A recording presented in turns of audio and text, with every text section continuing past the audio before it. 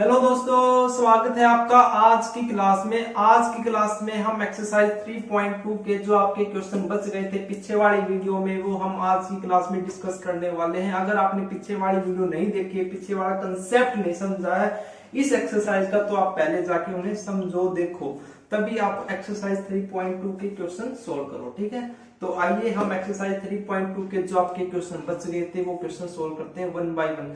जो क्वेश्चन हम आज की क्लास में डिस्कस करने वाले वो एग्जाम पॉइंट ऑफ व्यू से बहुत इंपॉर्टेंट क्वेश्चन है, तो इस वीडियो को अंत तक बिना स्किप किए बिल्कुल ध्यान से देखना, तभी आपको जो ये क्वेश्चन है वे समझ में आएंगे। मैं आपको विश्वास दिलाता हूं, अगर आपने इस वीडियो को देख लिया अंत तक बिना स्किप किए तो आपको कहीं और जाने की जरूरत नहीं पड़ेगी। ठीक है, तो आइए देखते हैं। ठीक है, तो आपका जो थर्ड क्वेश्चन है भैया, पिछले दो क्वेश्चन तो हमने पीछे वाली वीडियो में करा दी थी, थर्ड क्वेश्चन कराना हमने। थर्ड क्वेश्चन में जो आपके 5-6 पार्ट्स हैं, उन क्वेश्चन में आपके स्टेटमेंट वाले क्वेश्चन है। ठीक है, तो आपको स्टेटमेंट्स गिवन है, तो आपको उनको सोल्व करना है, लीनियर इक्वेशन बनानी होगी और फिर आपको सब्स्टिट्यूशन मेथड की सहायता से आपको सोल्व करना। ठीक है, तो आपका फर्स्ट पार्ट देखो क्या कहता है। फर्स्ट पार्ट कहता है भाई the difference between two number is 26 and one number is 3 times the other number. Find the numbers. Solution. देखो भाई, ये है आपका क्वेश्चन। क्या क्वेश्चन है कि आपके पास दो नंबर है। क्या क्वेश्चन है, आपके पास दो नंबर है, उन दो नंबर्स का जो डिफरेंस है वो कितना है, 26 है। ठीक है, और दूसरी स्टेटमेंट क्या है कि one number is 3 time the other, मतलब जो एक संख्या है, एक नंबर है, वो दूसरी संख्या के 3 गुने है, 3 गुना ज्यादा है। ठीक है, तो आइए देखते हैं। सबसे पहले हमको दो नंबर ज्यूम करने पड़ेंगे, तो late x and y be any two number। ठीक है, और मैं मान लेता हूं जो y है वो आपका x से बड़ा है, जो y नंबर वो आपका x से बड़ा है। ठीक है, तो अकॉर्डिंग टू क्वेश्चन आपकी पहली जो स्टेटमेंट वो क्या कहती है कि इन दो नंबर का डिफरेंस 26 है। डिफरेंस मतलब सब्ट्रैक्ट है ना, तो बड़े में से छोटे को हटाना पड़ेगा, तो y minus x is equal to 26। ठीक है, फर्स्ट बन गई। अच्छा, सेकंड क्या कहता है कि one number is 3 time the other, मतलब जो एक संख्या है वो दूसरी संख्या के 3 गुणी के बराबर है। 3 गुणी के बराबर है, 3 गुणा के बराबर है, 3 टाइम के बराबर है। क्लियर है, मतलब बड़ी संख्या ही छोटी संख्या के बराबर, छोटी संख्या के 3 गुणा के बराबर होगी। अब हमने देखो y को बड़ा मानना है, x को छोटा मानना है, तो क्या होगा, जो y है वही छोटी संख्या के 3 गुणा के बराबर हो सकता है ना। तो ये आपके पास सेकंड स्टेटमेंट आ गई। अब आपको क्या करना है कि x और y की, मतलब दो जो ये नंबर है वे आपको फाइंड करने हैं। तो देखो बन गई दो आपकी लीनियर इक्वेशंस बन गई, तो बाय सब्स्टिट्यूशन मेथड की सहायता से इसको सोल्व करते हैं। तो बाय सब्स्टिट्यूशन मेथड से हम इसको सोल्व करते हैं। देखो जो आपकी इक्वेशन सेकंड है उसमें already y equal to 3x given है ना, 3x हमने निकाल लिया है, तो इसको फर्स्ट इक्वेशन में पुट करते हैं। तो पुट इन फर्स्ट, तो y 3x minus x is equal to 26, तो 2x is equal to 26। x की वैल्यू कितनी आ गई, 13 है ना, x की वैल्यू 13 आ गई। अब जो x की वैल्यू 13 आई है इसको हम इस इक्वेशन में पुट करते हैं, तो y is equal to 3 into में 30, 13 दिए 39, तो y की वैल्यू कितनी आ गई, 39, मतलब y की 39 आ गई और x की कितनी आ गई, 13। अगर आप इसको वेरीफाई करना चाहते हैं तो कैसे वेरीफाई करोगे, देखो फर्स्ट इक्वेशन में पुट करते हैं। क्या था कि इन दोनों का जो डिफरेंस है वो 26 आना चाहिए, तो 39 माइनस 30 कितना आ गया, 26। अच्छा, सेकंड में क्या है भाई, जो बड़ा नंबर है 39 है वो आपका छोटे नंबर के 3 टाइम आना चाहिए, 3 टाइम की तो है, तो हमारा जो नंबर निकलेंगे क्या है, बिल्कुल सही है। ठीक है, तो ये आपका फर्स्ट क्वेश्चन था, थर्ड क्वेश्चन का फर्स्ट पार्ट था। ये आपके बहुत इंपॉर्टेंट क्वेश्चन है इस एक्सरसाइज के। ठीक है, चलिए नेक्स्ट क्वेश्चन देखते हैं। सेकंड क्वेश्चन क्या कहता है, the larger of two supplementary angle, supplementary angle exceed the smaller, exceed the smaller by 18 degree, find them. Solution ये आपका सेकंड क्वेश्चन है। इस क्वेश्चन को सोल्व करने से पहले जो इसमें ये वर्ड यूज हुआ है सप्लीमेंट्री एंगल, इसका पता होना चाहिए। अगर किसी को सप्लीमेंट्री एंगल का ही नहीं पता तो कैसे इस क्वेश्चन को सोल्व करेगा। देखो भाई, पिछली वाली क्लास में दो चीज पढ़ी थी हमने, एक सप्लीमेंट्री एंगल होता है, एक कॉम्प्लीमेंट्री एंगल होता है। कॉम्प्लीमेंट्री एंगल होता है ना, सप्लीमेंट्री एंगल किसे बोलते हैं, जिन एंगल्स का सम 180 डिग्री के बराबर हो वे सप्लीमेंट्री कहलाते हैं, और जिन एंगल का सम 90 डिग्री के बराबर हो वे आपके क्या कहते हैं, कॉम्प्लीमेंट्री एंगल है, कॉम्प्लीमेंट्री एंगल। तो अब देखो क्या कहता है, टू एंगल्स की बात करें, टू सप्लीमेंट्री एंगल यानी दो एंगल है जिनका सम आपका किसके बराबर है, 180 डिग्री के बराबर है। ये तो क्लियर बात है, ठीक है। तो देखो सबसे पहले मान लेते हैं let x and y be any two angle. तो अकॉर्डिंग टू क्वेश्चन क्या कहता है कि ये दोनों एंगल क्या है आपके सप्लीमेंट्री, तो सप्लीमेंट्री है तो हम जानते हैं तो इन दोनों एंगल का सम 180 डिग्री के बराबर होगा, ठीक है, क्लियर। अच्छा, और क्या कहता है, the larger of to supplementary angle, जो आपके दो सप्लीमेंट्री एंगल है उसमें से बड़ा, exceed the smaller by 18 degree, मतलब जो सप्लीमेंट्री एंगल, जो दो एंगल है सप्लीमेंट्री एंगल, उनमें से जो बड़ा एंगल है वो छोटे एंगल से 18 डिग्री ज्यादा है, छोटे एंगल से 18 डिग्री ज्यादा है। तो देखो किसी को भी मान लो, चाहे आप x को बड़ा मान लो चाहे y को बड़ा मान लो, मैं x को एंगल बड़ा मान लेता हूँ y से, ठीक है, ठीक है। तो देखो क्या कहता है सेकंड कंडीशन की, जो x है वो सेकंड वाले से, छोटे वाले से 18 ज्यादा है, यही कंडीशन है ना सेकंड, कि जो आपका बड़े वाला एंगल है वो छोटे वाले एंगल से 18 ज्यादा है। तो ये बड़े वाला एंगल x, ये छोटा एंगल इससे 18 ज्यादा है, तभी तो ये बराबर आएंगे, है ना, क्लियर होगी इक्वेशन, तभी तो बनेगी ना। अच्छा भाई, अब आप इसको सोल्व करेंगे तो बाय सब्स्टिट्यूशन मेथड से इसको सोल्व कर लेते हैं, ठीक है।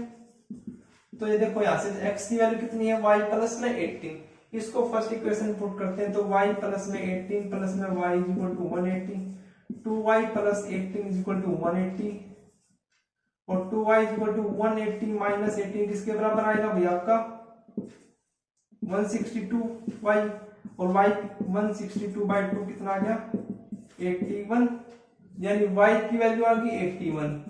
तो x की वैल्यू कितनी आएगी, x की वैल्यू आप इसमें पुट करोगे y की वैल्यू तो 81 प्लस 18 है ना, कितना आ गया 8 रेख 9, 8 रेख 9। x की वैल्यू कितनी आ गई 99, और y की वैल्यू कितनी आ गई 81, ठीक है। अब अगर इसको वेरीफाई करना तो फिर से इसे पुट करना पड़ेगा इन दोनों इक्वेशन में, कि ये जो दो एंगल है इनका सम किसके बराबर होना चाहिए 180, ठीक है। तो 99 प्लस 81 का सम करोगे तो 9 और 1 10, 9 और 8 17 और 1 18, ठीक है, सप्लीमेंट्री एंगल है। अच्छा, जो बड़े वाला एंगल है, जैसे 99 बड़ा है, ये आपका छोटे वाले एंगल से, छोटे वाला एंगल कितना है 81, इससे 18 ज्यादा है ना, 18 ज्यादा है, यानी इसमें अगर 18 ऐड करेंगे तो बड़े वाला एंगल आ जाएगा आपका, तो 8 रेख 9, 8 रेख 9, ठीक है, क्लियर है, वेरीफाई हो गया। तो आपको ऐसे इसको क्वेश्चन को समझना है और फिर करना है, ठीक है। चलिए नेक्स्ट क्वेश्चन देखते हैं। थर्ड क्वेश्चन है भाई, the coach of A cricket team buys, the coach of a cricket team buys 7 bats and 6 balls for rupees 3800. Later she buys 3 bats and 5 balls, 3 bats and 5 balls for रुपए 1750, है ना। Find the cost of each bat and each ball. Solution क्या कहता है third question, ऐसे question जो आपके question है 6, ये डेफिनेटली आपके कॉम्पिटेटिव एग्जाम के लेवल के क्वेश्चन है, आपके ऐसे ही क्वेश्चन आपके आते हैं, ठीक है। समझो इनको ध्यान से। क्या कहता है कि भी आपका कोई क्रिकेट टीम का एक कोच है जो 7 बैट और 6 बॉल खरीदता है, कितने रुपए की, 3800 रुपए की, और बाद में वही कोच 5 बॉल और 3 बैट खरीदता है 1750 रुपए की। तो आपको बताना है प्रत्येक बैट और प्रत्येक बॉल की क्या कीमत होगी, ठीक है। जो चीज हमको बतानी होती है वही हम अज्यूम करते हैं। क्या बतानी है हमको, प्रत्येक बैट और प्रत्येक बॉल की कीमत, यानी let us assume the cost of 1 bat is x and cost of 1 ball is y। एक बैट की कीमत हमने x रुपए मान ली और एक बॉल की कीमत हमने y रुपए मान ली, ठीक है। अब अकॉर्डिंग टू क्वेश्चन, जो आपका कोच है वो 7 बैट खरीदता है, तो एक बैट की कीमत x रुपए, तो 7 बैट की कितनी होगी भाई, 7x होगी, है ना। अच्छा भाई, और 6 बॉल, एक बॉल की कीमत कितनी है, y रुपए, तो 6 की कितनी होगी, 6y। अब इन दोनों का जो खरीदा इन्होंने उसकी टोटल कीमत कितनी है, 3800, मतलब इन दोनों का ऐड करने के बाद 3800 है ना। फर्स्ट इक्वेशन बनेगी। सेकंड, फिर वो बाद में 3 बैट और 5 बॉल फिर से खरीदता है, एक बॉल की कीमत कितनी है आपकी, y रुपीज, तो 5 की कितनी होगी, 5y। एक बैट की कीमत कितनी है, x, 3 बैट की कितनी होगी, 3x, और ये दोनों उसने कितने में खरीदी है, 1750 में, ठीक है। आपको x और y की वैल्यू निकालनी है, ठीक है। तो बाय सब्स्टिट्यूशन मेथड से सोल्व करेंगे इसको।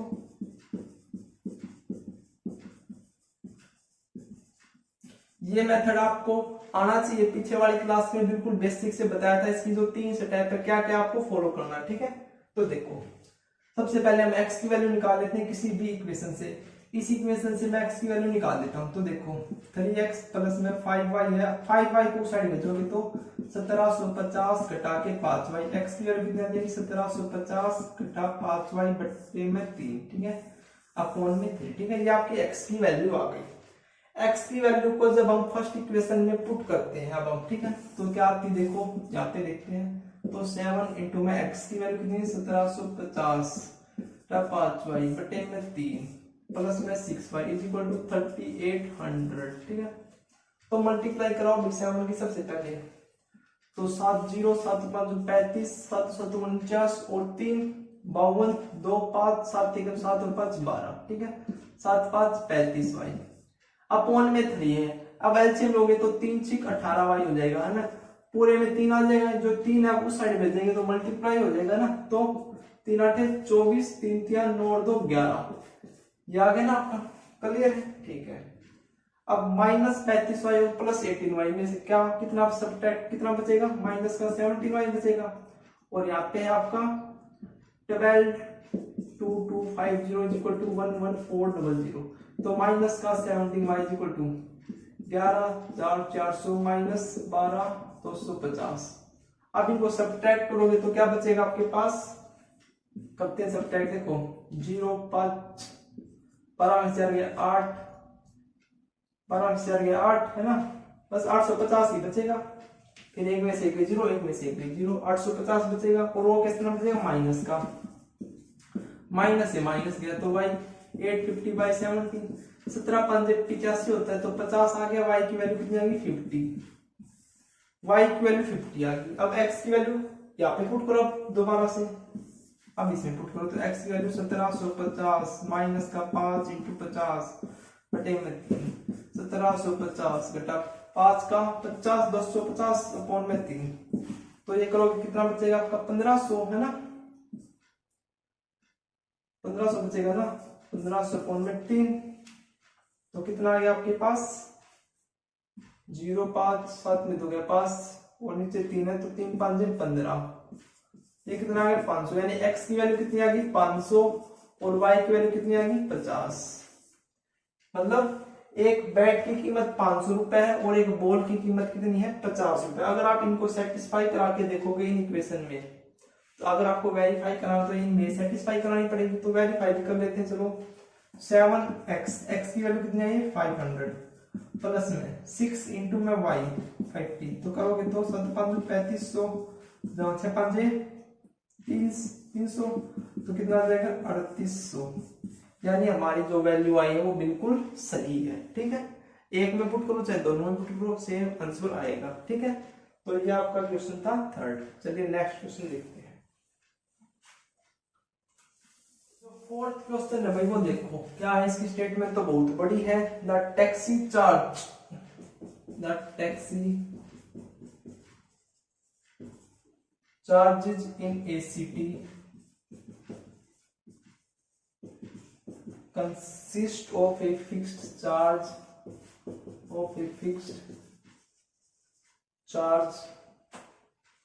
together with the charge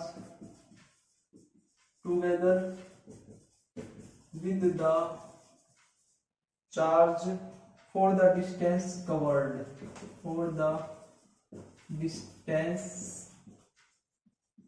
covered for a distance 10 kilometer the charge paid is rupees 105 and for a journey of 15 kilometer and for the journey of 15 kilometer the charge paid is rupees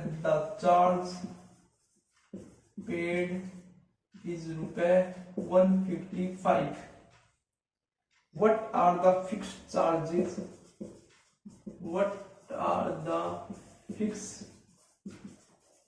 charges and the charge per kilometer?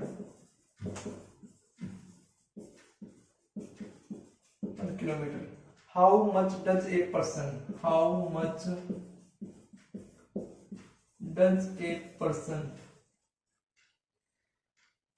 have to pay for traveling the distance of 25 kilometre? देखो भाई ये आपका question fourth है। कितनी बड़ी statement है ना, पढ़ने में ही 2 दिन लग जाएंगे, लेकिन हमको इतना टाइम नहीं है ना, जल्दी पढ़ेंगे। ठीक है, the taxi charge in A consist of a fixed charge together with the charge for the distance covered. कुछ समझ में आया? नहीं है? दोबारा से देखो। The taxi charges in A city consist of a fixed charge together with the charge for the distance covered. यानी जो टैक्सी वाला है ना भाई, वो 2 तरह के चार्ज लेता है। 2 तरह के चार्ज लेता है। कौन से? एक तो फिक्स्ड चार्ज है उसका, और सेकंड क्या है, जो चार्ज मतलब charge for the distance covered. ये 2 प्रकार के वो चार्ज लेता है। ठीक है, फिक्स चार्ज लेता है और जितनी डिस्टेंस उसने कवर की है वो चार्ज लेता है। ठीक है, for a distance 10 kilometre the charge paid is ₹105 for a distance of 10 kilometre. यानी जब वो 10 किलोमीटर चलता है तो उसको 105 रुपए मिलते हैं, 105 रुपए देता है कोई। ठीक है, and for the journey of 15 kilometre, और जब वो 15 किलोमीटर की जर्नी करता है तो वो द चार्ज पेड इज ₹155 करता है। ठीक है, तो आपको बताना है what are the fixed charge and the charge per kilometre, यानी आपको इन दोनों की वैल्यू बतानी। ठीक है, और क्या बताना है, how much does a person have to pay for travelling the distance of 25 kilometre. यानी 25 किलोमीटर की डिस्टेंस को तय करने के लिए किसी ट्रेवलर को कितने रुपए देने पड़ेंगे। आया क्वेश्चन समझ में? एक टैक्सी है, एक टैक्सी वाला जो आपसे दो प्रकार के चार्ज लेता है। कौन कौन से? एक तो फिक्स चार्ज मतलब बैठो चाहे बैठने के बाद आपको इतने रुपए तो देने ही पड़ेंगे। ठीक है, फिक्स चार्ज तो वे है, plus charge for the distance, जितनी डिस्टेंस उसने कवर की है उसके अलग रुपए देने पड़ेंगे। ठीक है, तो देखो हम क्या करते हैं, नेट करते हैं। सबसे पहले हमको फिक्स चार्ज की वैल्यू निकालनी है और charge for the distance covered, इन दोनों की अलग अलग वैल्यू निकालनी है। ठीक है, तो हम लेट कर देते हैं, लेट, एक बार इसको रब कर देता हूं,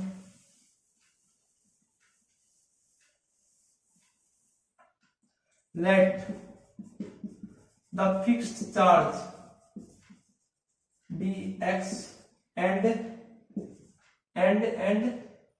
द चार्ज पर किलोमीटर, ये आपके वाई है। ठीक है, जो मतलब फिक्स चार्ज है वो उसका एक्स रुपए लेता है और जो चार्ज पर किलोमीटर के हिसाब से वाई रुपए लेता है। ठीक है, अच्छा भाई आप देखो क्या स्टेटमेंट गिवन है अकॉर्डिंग टू क्वेश्चन।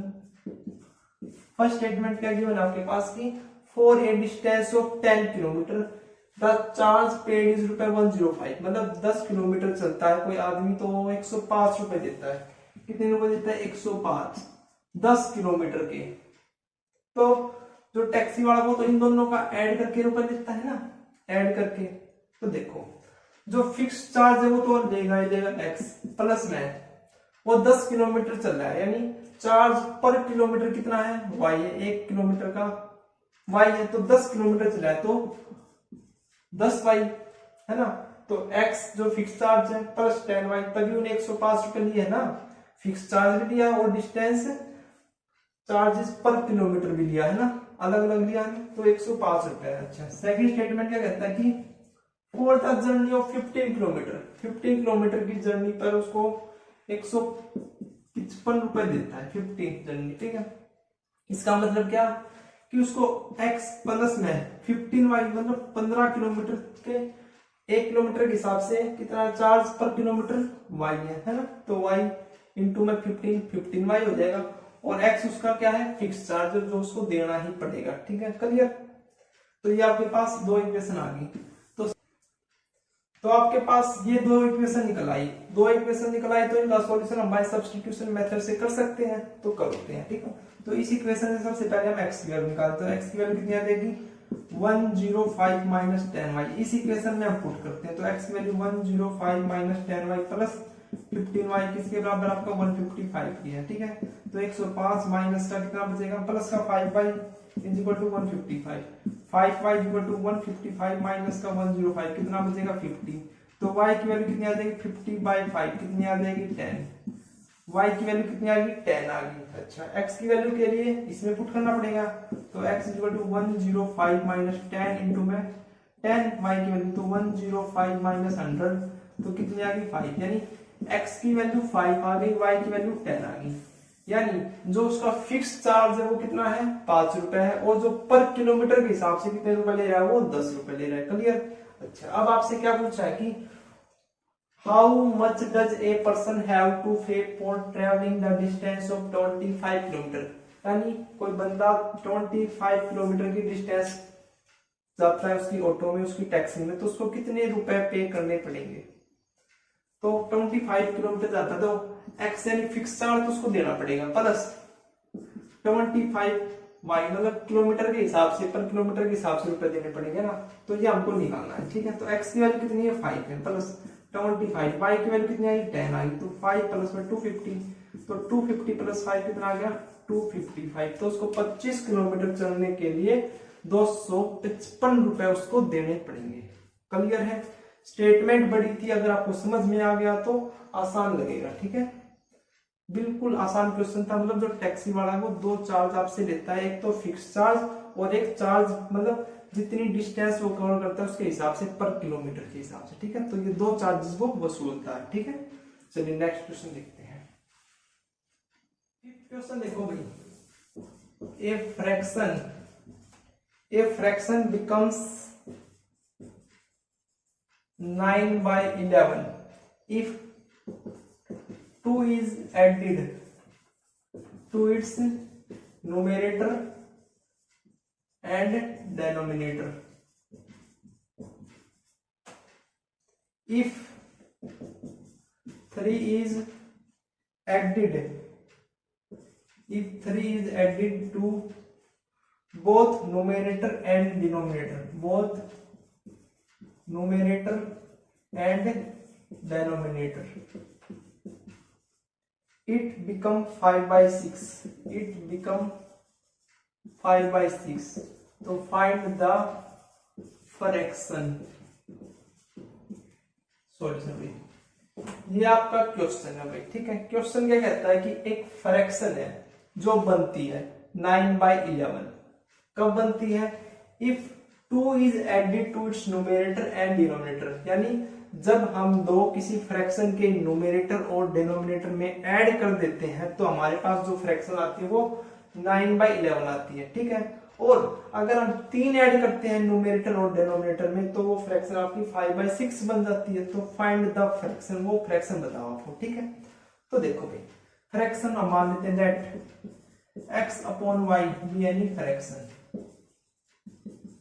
अब आपको पता तो है ना कि जो x/y है इसमें ये न्यूमरेटर ऊपर होता है और डिनोमिनेटर नीचे होता है ना, पता है ना आपको। तो अकॉर्डिंग टू क्वेश्चन पहला क्या कहता है कि यदि न्यूमरेटर में और डिनोमिनेटर में जब हम दो ऐड करते हैं यानी x+2 अपॉन में y+2 तो ये आपकी क्या बनती है 9/11। ठीक है, फर्स्ट।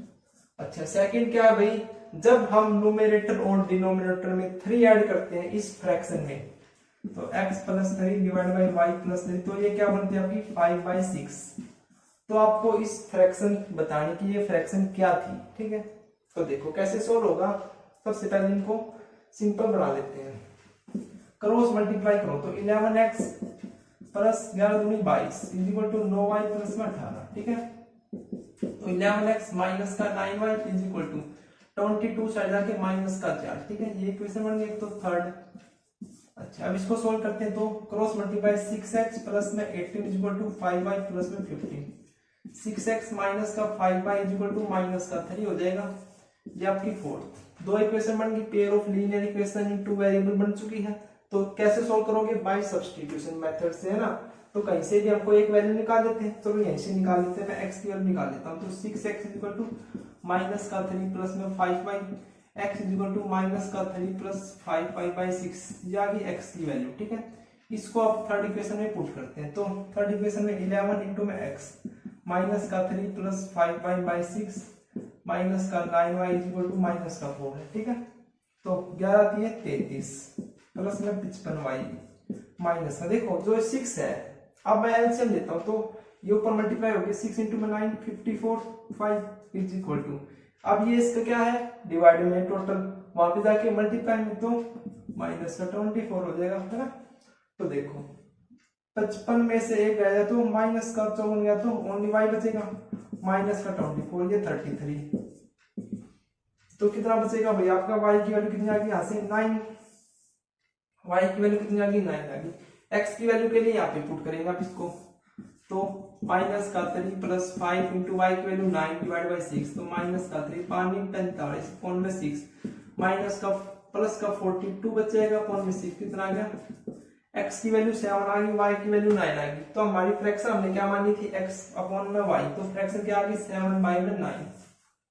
क्लियर है। अब देखो अगर आपको इसको वेरीफाई करना है तो देखो 7/9 आपकी आई है। पहले क्या कहता है कि दो ऐड करते हैं न्यूमरेटर और डिनोमिनेटर में तो जो फ्रैक्शन आपकी 9/11 बन जाएगी। तो इसमें मैं 2 ऐड करता हूँ, 2 ऐड किया तो 9/11 बन गया। अच्छा, जब इसमें 3 ऐड करते हैं 7 प्लस 3 9 प्लस में 3 तो 10/12 यानी 5/6 क्या बनता है 5/6।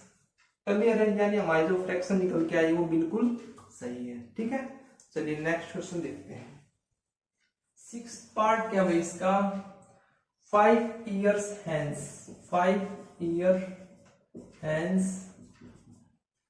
the age of Jacob will be 3 times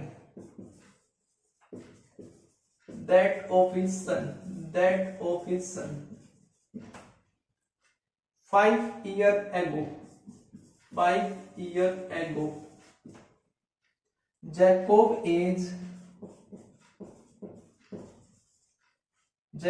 age was 7 times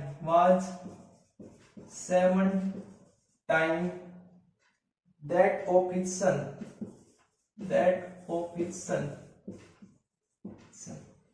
what are their present age, what are their present age solution भाई। देखो भाई ये जो क्वेश्चन है 6 ये भी बहुत इंपॉर्टेंट है, ना केवल आपके एग्जाम पॉइंट ऑफ व्यू से बल्कि जो भी आपके सरकारी एग्जाम होते हैं, कॉम्पिटिटिव एग्जाम, वहां पे एक क्वेश्चन आपको जरूर ऐसा देखने को मिलेगा, 100% ऐसा क्वेश्चन जरूर मिलता है आपको। ठीक है, क्या क्वेश्चन है देखो, 5 ईयर हैज मतलब बाद में, ठीक है, 5 साल बाद the age of Jacob will be 3 time that of his son, मतलब 5 साल के बाद जो जैकोब है उसकी एज अपने बेटे से कितनी ज्यादा होगी, 3 गुना ज्यादा है। ठीक है, 5 ईयर एगो 5 साल पहले Jacob age was 7 time that of his son, Jacob की जो उम्र है वो 7 साल, जैकोब की जो उम्र है वो 7 गुना है अपने बच्चे से। तो what are their present age, देखो 2 चीज दे रखी इसमें, क्या गिवन है कि आफ्टर 5 ईयर और एक चीज है बिफोर 5 ईयर, है ना। ठीक है, ये 2 चीज गिवन है, 5 साल बाद और 5 साल पहले का इसमें कंसेप्ट है ना। क्या कंसेप्ट है, 5 साल बाद की जैकोब की जो उम्र है 5 साल बाद उसके बेटे से 3 गुना है, और 5 साल पहले, 5 साल पहले जो जैकोब की उम्र है वो उसके बेटे से 7 गुना ज्यादा थी। ठीक है, तो आपको बताना कि what are their present age, मतलब उनकी प्रेजेंट एज क्या है। तो जो चीज हमको निकालनी है वही हम अज्यूम करते हैं। तो let the present age of Jacob is x and his son is y, मतलब जैकोब की जो आज के समय अब जो उसकी एज है वो x है और उसके बेटे की y है। ठीक है, तो देखो 5 साल का जो कंसेप्ट, सबसे पहले 5 साल बाद, 5 साल बाद का मतलब x में 5 और y इज इक्वल टू 5, मतलब दोनों 5 साल बड़े हो जाएंगे, यही है ना 5 साल के बाद। तो अच्छा भाई क्या कह रहा है, 5 साल के बाद Jacob will be 3 time that of his सन, जो जैकोब की उम्र है वो उसके बेटे से 3 गुना ज्यादा होगी। अब इनको इक्वेशन बनाने के लिए, इनको left hand side right hand side equal होगी, यानी ये आपकी जैकोब की उम्र है या उसके सन की उम्र है। अब जैकोब की उम्र उसके बेटे से 3 गुना ज्यादा है 5 साल बाद, यानी जो जैकोब की उम्र है अगर मैं इसकी 3 से मल्टीप्लाई करा दूं तो दोनों बराबर होंगे, है ना, होगे ना। ठीक है, अच्छा भाई बिफोर 5 ईयर मतलब 5 साल पहले, 5 साल पहले दोनों की उम्र, दोनों 5 साल छोटे थे तो y माइनस का 5 है ना। ठीक है, अच्छा भाई अब क्या कहता है, 5 साल पहले Jacob age was 7 time that of his son, मतलब जो जैकोब की आयु थी वो उसके बेटे से 7 गुना ज्यादा थी। तो यह जैकोब की उम्र है। अब इक्वेशन बनाने के लिए इसको 7 से मल्टीप्लाई करेंगे तभी दोनों चीज इक्वेशन हो गई ना। ये आपकी किसकी उम्र है, जैकोब के बेटे की। जैकोब के जो बेटे की उम्र के अगर मैं 7 के साथ मल्टीप्लाई करा देता हूं तो उसके पिता की उम्र आ जाती है ना। क्लियर है ये दोनों concept, before 5 year and after 5 year. ठीक है, तो ये 2 इक्वेशन आपके पास बन के आ चुके हैं। इनको देखो सोल्व करते हैं। x plus 5 is equal to 3y plus में 15, यानी x minus 3y is equal to 5 की साइड आके 10। एक इक्वेशन ये आ गई। और यहां से देखो x माइनस का 5 equal to 7y minus 35, x minus का 7y हो गया माइनस का 30 हो जाएगा। तो ये आपकी सेकंड इक्वेशन आ गई। ठीक है, क्लियर है। तो देखो यहां से मैं x की वैल्यू निकालता हूं। x की वैल्यू कितनी आ जाएगी, 10 प्लस में 3y। इस इक्वेशन में पुट करते हैं आप, तो 10 प्लस में 3y माइनस का 7y इक्वल टू माइनस का 30, तो 10 माइनस का 4y इक्वल टू माइनस का 30। ये आपका 10 और साइड जाके माइनस का हो जाएगा, तो माइनस का 40 माइनस से माइनस y की कितनी आ गई 40/4 10, तो y की वैल्यू कितनी आ गई 10। अब y की वैल्यू 10 आ गई तो अब दोबारा से इसको हम इसे पुट करेंगे, तो x is equal to 10 plus में 3 इंटू में y 10, तो 10 प्लस में 40, 10 प्लस में 30, 30 प्लस में 10 40, यानी x की कितनी आ गई 40 और y की कितनी आ गई 10। तो जो इनकी प्रेजेंट एज है ना अब फिलहाल में, उसके पिता की तो 40 है और उसके बेटे मतलब जैकोब की उम्र तो 40 है और उसके पुत्र की उम्र कितनी है 10 वर्ष है। क्लियर है। अब आप इनको अगर इसमें लगा के देखोगे, देखो यहाँ पे देखो समझो, 5 साल पहले आफ्टर 5 ईयर, तो 40 प्लस 5 45, ठीक है। अच्छा, और जैकोब की उम्र तो 45 होगी और उसके पुत्र की उम्र 5 साल बाद कितनी होगी 10 जमा में 5 15।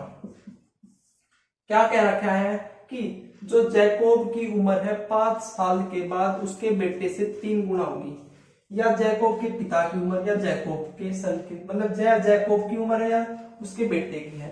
तो देखो ये 3 गुना ज्यादा है या नहीं, उसके पुत्र से 3 गुना ज्यादा है ना, तो वेरीफाई हो गया।